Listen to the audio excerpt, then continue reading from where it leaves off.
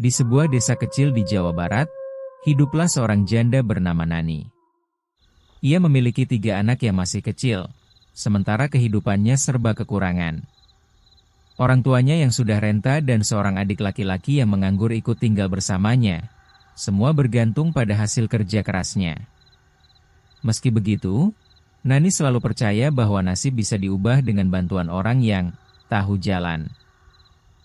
Semenjak suaminya meninggal karena kecelakaan, Nani terbiasa meminta nasihat dari seorang dukun bernama Maksari.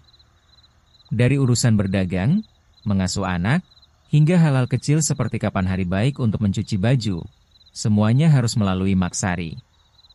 Rasa percaya yang besar terhadap dukun membuatnya sulit untuk mengambil keputusan sendiri.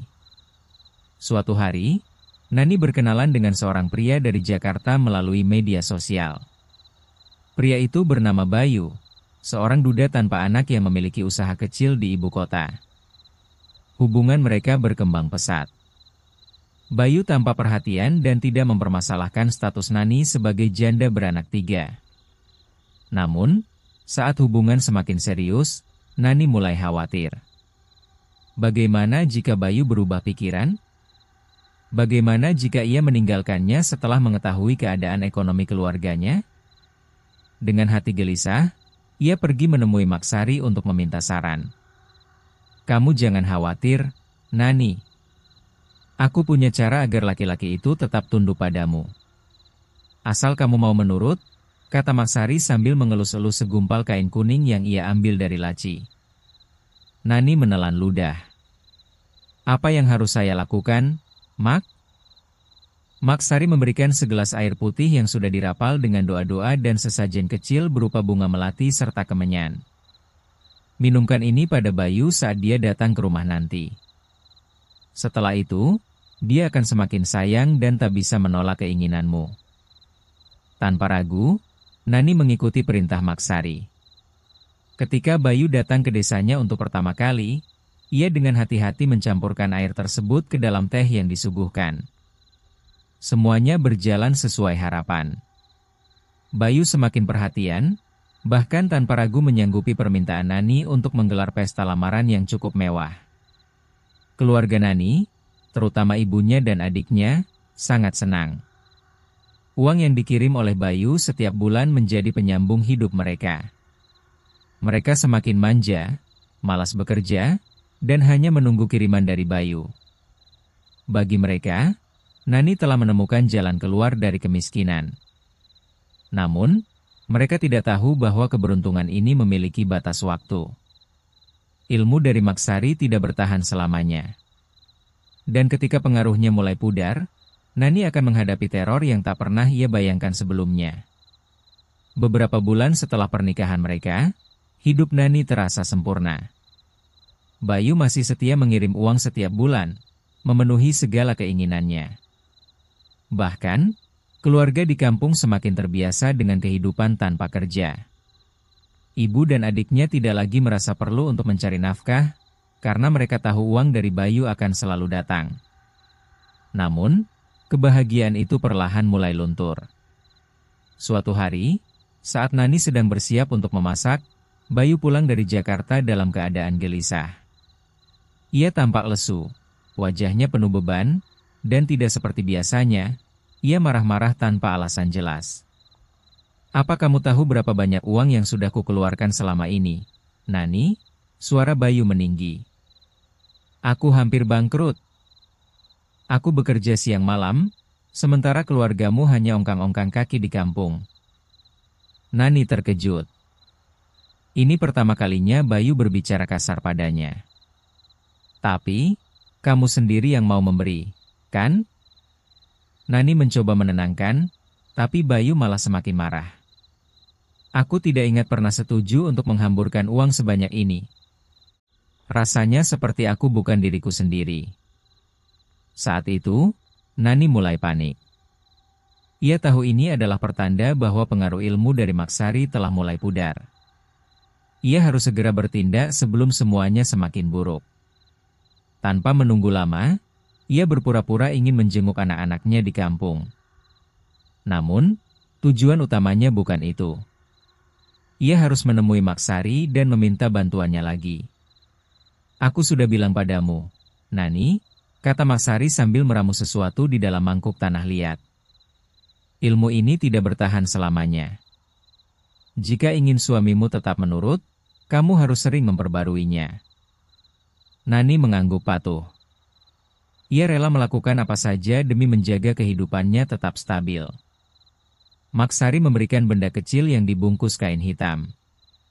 Ini adalah jimat pengasihan. Simpan di bawah bantal tempat tidur kalian, dan suamimu akan kembali seperti dulu. Nani menurut. Sesampainya di rumah, ia meletakkan jimat itu di tempat yang disarankan.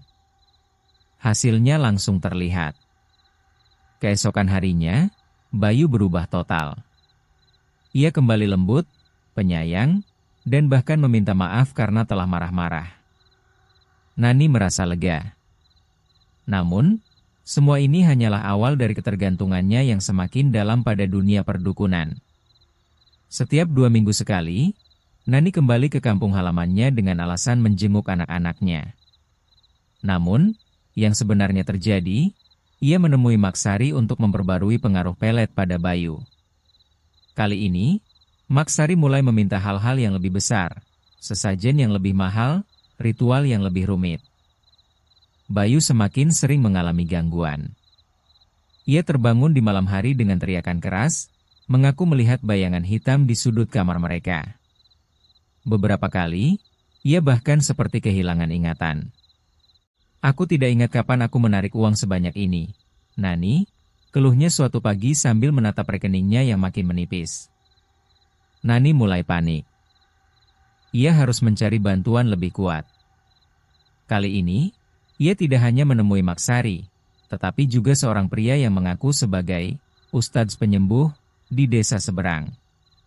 Pria itu memberi mantra baru, jimat baru, dan semakin banyak syarat yang harus Nani penuhi. Tapi semua itu sia-sia. Suatu malam, Bayu mengalami kejang-kejang di atas tempat tidur.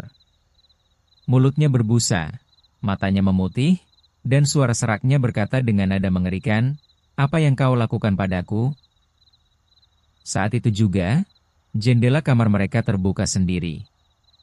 Angin dingin masuk, dan suara bisikan terdengar di telinga Nani. "Kamu sudah terlalu jauh, kamu akan kehilangan segalanya." Nani menjerit. Namun, yang lebih mengerikan, Bayu tiba-tiba bangkit dan menatapnya dengan ekspresi kosong. Dalam sekejap, ia seperti orang yang berbeda. Mata penuh kebencian, tubuhnya bergetar hebat. "Aku akan pergi dari sini," katanya datar. Nani mencoba menahannya, tapi Bayu tidak menggubris. Tanpa sepatah kata lagi, ia meninggalkan rumah itu. Dan Nani tahu, ini baru awal dari mimpi buruknya yang sesungguhnya. Bayu menghilang. Sudah seminggu sejak malam itu, malam ketika suaminya tiba-tiba berubah, menatapnya dengan kebencian yang belum pernah ia lihat sebelumnya, lalu pergi begitu saja. Ponselnya tak bisa dihubungi, rumah kontrakannya di Jakarta kosong, dan tak ada satupun teman atau kerabatnya yang tahu di mana dia berada. Nani bingung. Ia panik, tetapi di sisi lain, ketakutan mulai menjalari dirinya. Apa yang sebenarnya terjadi? Apakah ilmu Maksari sudah benar-benar habis? Atau justru ada sesuatu yang lebih mengerikan sedang bekerja? Dengan putus asa, Nani kembali ke kampungnya. Kali ini, bukan hanya untuk menemui anak-anaknya, tapi juga untuk mencari tahu apa yang salah. Ia langsung menuju rumah Maksari, berharap dukun tua itu bisa memberinya jawaban. "Aku sudah bilang, Nani," suara Maksari serak dan datar. "Ilmu itu ada batasnya." "Tapi kenapa Bayu menghilang?" tanya Nani.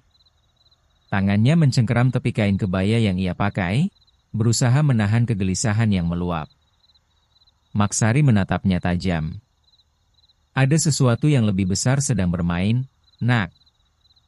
Aku sudah memperingatkanmu untuk tidak pergi ke dukun lain." Nani terdiam. Memang benar, beberapa bulan terakhir ia mulai mencari alternatif lain, dukun lain yang mengaku lebih sakti. Seorang ustadz yang sebenarnya juga bermain dengan hal-hal gaib. Ia tidak menyangka itu bisa berakibat fatal. Apa yang harus saya lakukan sekarang? Suaranya melemah. Maksari menghela napas. Ia meraih seikat kemenyan dan menyalakannya. Asap putih mengepul, memenuhi ruangan sempit itu dengan aroma mistis. Ia mulai merapalkan mantra, lalu melempar segenggam beras ke lantai. Bayangan hitam muncul di balik asap.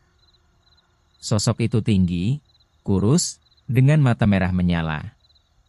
Nani terperanjat. Apa? Apa itu? Maksari tidak langsung menjawab. Ia memejamkan matanya, lalu membuka mulut dengan suara bergetar. Kamu telah mengusik keseimbangan. Bayu bukan hanya pergi, dia telah menjadi korban. Jantung Nani berdegup kencang. Korban? Maksudnya apa? Maksari tidak menjawab. Ia hanya menatap Nani dengan ekspresi yang sulit diartikan, seolah menyimpan sesuatu yang lebih buruk daripada yang bisa ia ungkapkan. Sepulang dari rumah Maksari, Nani kembali ke rumah orang tuanya. Malam itu, ia tidur dengan gelisah. Namun, baru saja ia memejamkan mata, sesuatu membuatnya terbangun. Suara ketukan di jendela. Pelan, tapi terus-menerus. Nani. Suaranya berat, parau, dan terdengar asing. Nani membeku di tempat tidur. Ia tahu itu bukan suara ibunya, bukan juga suara adiknya. Dengan tangan gemetar, ia menarik selimut hingga menutupi tubuhnya. Ketukan semakin keras. Nani, ini aku. Suara itu berubah. Kali ini lebih familiar. Bayu. Jantung Nani berdebar. Dengan ragu, ia perlahan bangkit dari tempat tidur dan berjalan menuju jendela. Ia menelan ludah, lalu mengintip di balik tirai. Gelap. Tak ada siapa-siapa. Namun, saat ia hendak berbalik, tiba-tiba suara berbisik terdengar tepat di belakangnya. Kamu sudah terlalu jauh. Nani berteriak dan tersungkur ke lantai. Lampu kamar tiba-tiba padam, meninggalkan ruangan dalam kegelapan yang mencekam. Di luar, suara angin menderu, membawa serta bisikan-bisikan yang semakin keras. Malam itu, Nani tidak bisa tidur. Ia duduk di sudut kamar, menggigil ketakutan. Ia tahu satu hal pasti, sesuatu telah berubah. Dan itu bukan pertanda baik. Keesokan harinya, Nani mendapat kabar mengejutkan. Bayu kembali. Ia tiba-tiba muncul di rumah kontrakan mereka di Jakarta, seolah tak pernah pergi. Ia bahkan mengirim pesan pada Nani, menyuruhnya segera pulang. Dengan hati penuh tanda tanya, Nani bergegas ke Jakarta. Begitu sampai di depan pintu rumah, ia berhenti sejenak, mengumpulkan keberanian sebelum masuk. Saat ia membuka pintu, Bayu sudah duduk di ruang tamu. Nani, suaranya terdengar datar. Nani menelan ludah. Ada sesuatu yang berbeda.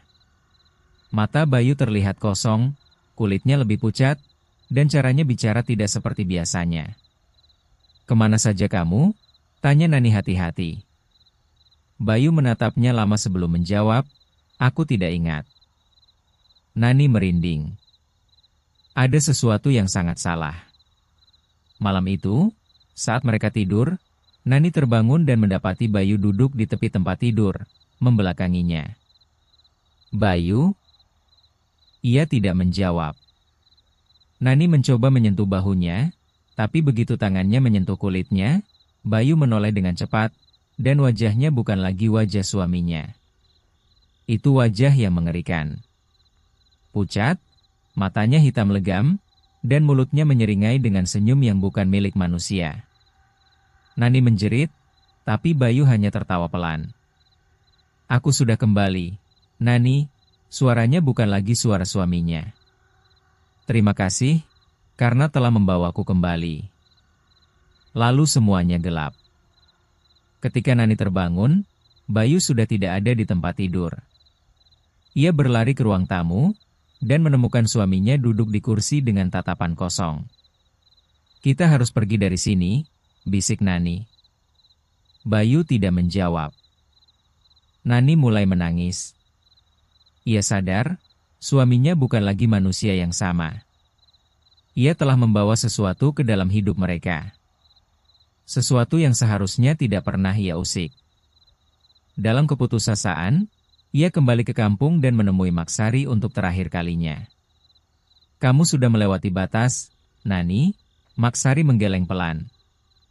Bayu sudah bukan milik dunia ini sepenuhnya. Nani jatuh terduduk. "Apa yang harus saya lakukan?" Maksari menatapnya dengan ekspresi sedih.